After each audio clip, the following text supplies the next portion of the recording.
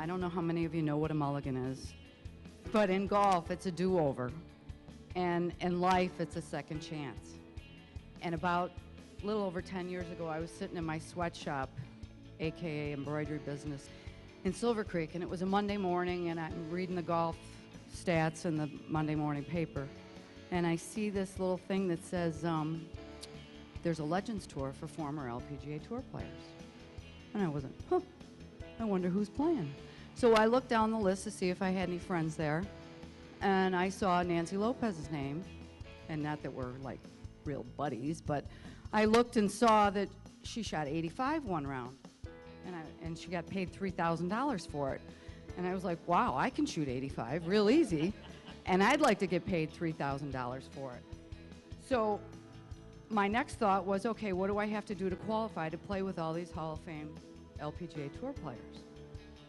And then I thought, can I resurrect my golf game and prove to myself that the dream that I had when I was 17 years old to play on the LPGA Tour and be a star, it wasn't just a nightmare? This little box is my it. And you might say, well, what is it? And it is the choice for you to do what you're great at. And for me, it's my passion and my potential, and now my purpose in life. There's 3 things in the box. The first thing in the box is a nail. And the nail to me represents pain. And it tells me, Cindy, how bad does the pain have to be before you have the guts to do something about it and change? I get an email from the Golf Channel. So I get the email, and I'm reading the email, and I'm like, big break for ladies only. I hear the little voice, you know, you should apply for this. I'm like, yeah, I already played the tour. I don't need to win an exemption on the LPGA Tour. And the little voice said, what if you wanted to win a Legends Tour event? Okay, you got a point. What if you were on the last hole and there were 10,000 people watching you, and there was water and bunkers, and you were tied for the lead, and you had to hit a shot over water, tied for the lead? What if that happened? What would you do? Probably puke.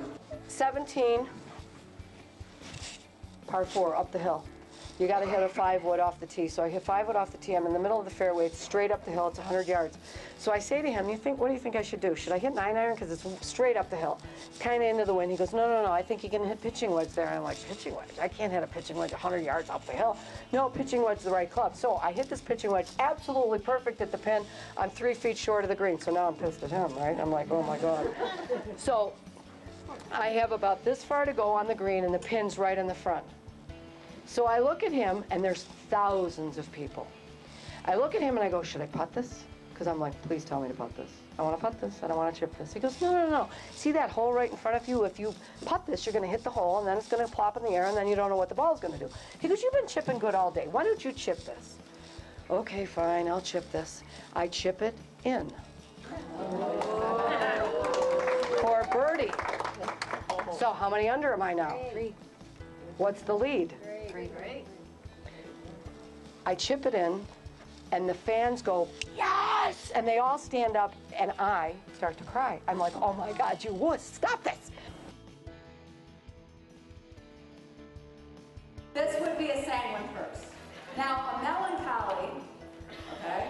You would never carry this purse, would you? You're like, oh my God, that's so disgusting.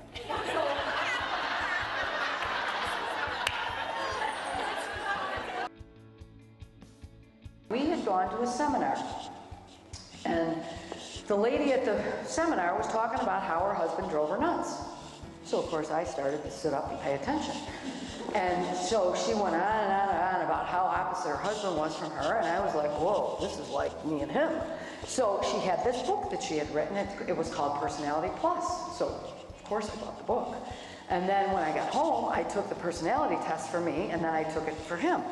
And then as he was laying on the floor, and I'm sitting on the couch, and I'm reading off all of his weaknesses to him, I was like, I had a delayed intelligence attack, and I said, oh my God, you can't help yourself.